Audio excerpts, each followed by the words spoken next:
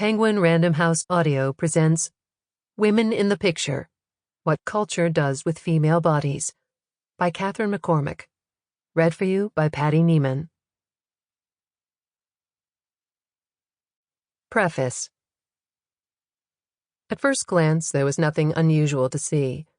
A story was unfolding across 3 panels in an art gallery. At its center stood a long-haired woman surrounded by a lot of men in tights and a menagerie of animals. In the painting, men talk a lot. Big dogs bark at smaller ones, their fur fraying and their eyes bewildered. In one panel, a small, depressed-looking bear is delicately chained to the decorative architecture. In a few instances, the same long-haired woman appears stripped naked, and even the dogs in the image look at her with pity, their ears down, feeling the heat of her shame.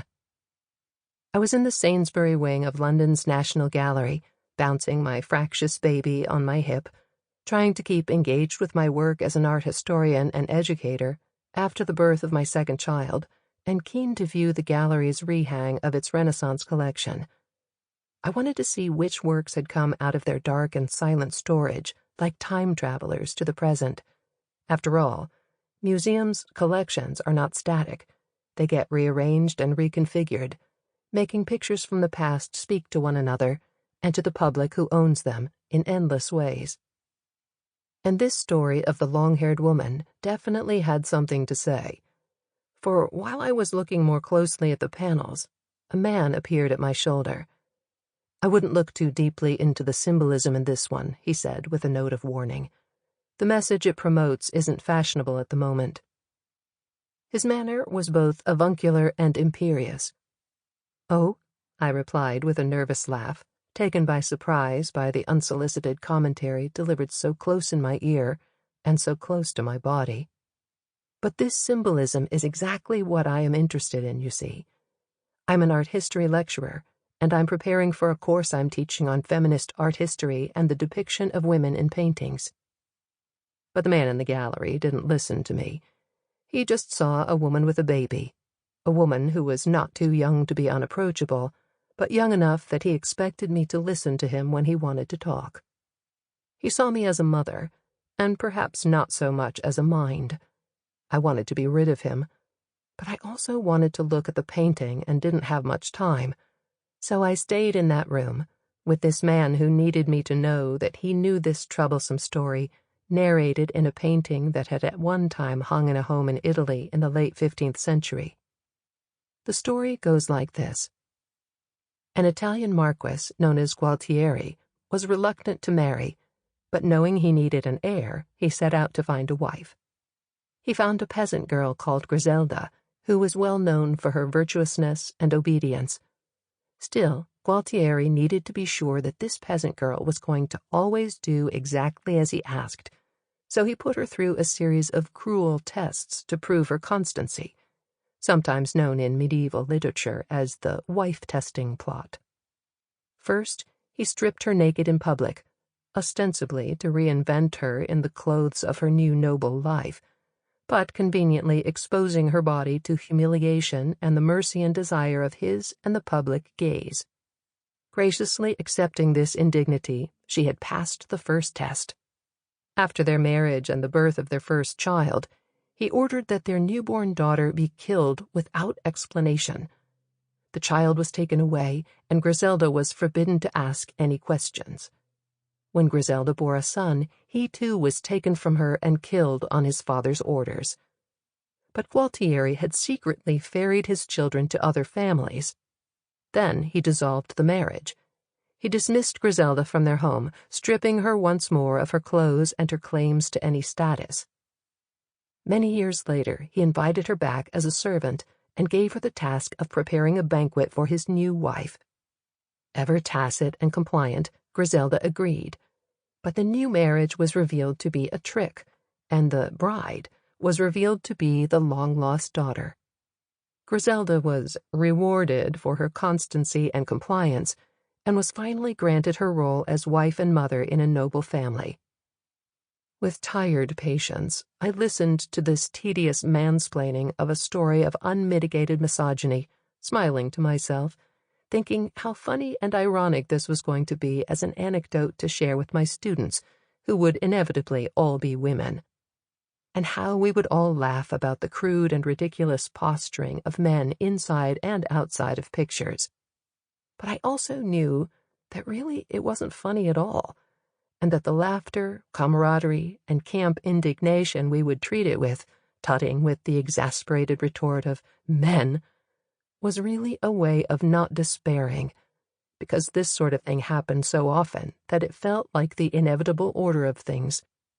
The painting's message was also inevitable for any 15th century bride. The husband was master, to be obeyed at all costs. Abuse was to be endured, marriage and motherhood the ultimate prize. In the final panel's scene, Griselda is embraced and kissed by Gualtieri, but she has the lobotomized glassy stare of an obedient automaton stunned into submission, like a Renaissance Stepford wife. The 3 panels that make up the story of Griselda are among the National Gallery's collection of over 2,300 paintings. Among these are some of the world's favorites: Van Gogh's sunflowers wilting in a vase, Seurat's proletarian swimmers at Asnières, Leonardo da Vinci's Virgin of the Rocks. Over the past 20 years, I have been inspired and delighted by the details of so many works in the collection: the reflection of the clouds in the stream in Piero della Francesca's Baptism of Christ, the detumescent Mars in Botticelli's joke about men rolling over after sex in his panel painting of Venus and Mars, the bristlingly red room of Degas' La Coiffure, the silhouettes of the birds seen from the window of Antonello da Messina's impossibly detailed study of St. Jerome. But there are also the things I can no longer reckon with, things that I see which cannot be unseen. Irritated by my encounter in front of the story of Griselda, I turned the corner and found a woman on the ground with her throat pierced, oozing blood from her jugular and with a deep gash on her forearm, her wrists already hooked with rigor mortis, her high round breasts and gently curving stomach egregiously exposed. The only witnesses were a satyr and a mastiff, both looking on vacantly at the dying woman, the dispassionate limpid blue of the horizon flatlining any of the scene's horror.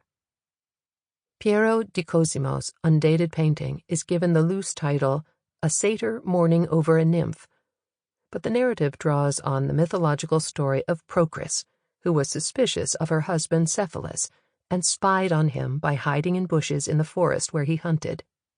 When he called to his beloved Aura to come into his lap and give relief to his heat, Procris stirred, creating a rustling in the bushes, and Cephalus shot her, thinking she was a wild beast. It is a cautionary tale about the fatal consequences of wives spying on husbands. On my way to the exit, I passed by the malignant biblical story of Susanna and the elders, the comely young woman spied on while bathing by 2 lascivious old men who say they'll denounce her as an adulteress unless she sleeps with them. I walked past the figure of the mythological nymph Leda, curled into a conch-like shape as she is violated by the god Zeus, who has taken the form of a swan.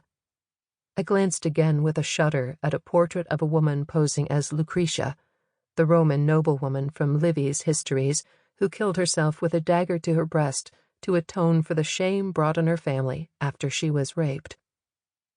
Seeing these images in their heavy gilded frames, tenderly lit and guarded by tasseled ropes and attentive guards, somehow made male desire and violence both precious and part of the unquestionable natural order of things. They seemed to celebrate the fact that female virtue is rewarded when it is bravely guarded, and that threatening male behavior is tolerated.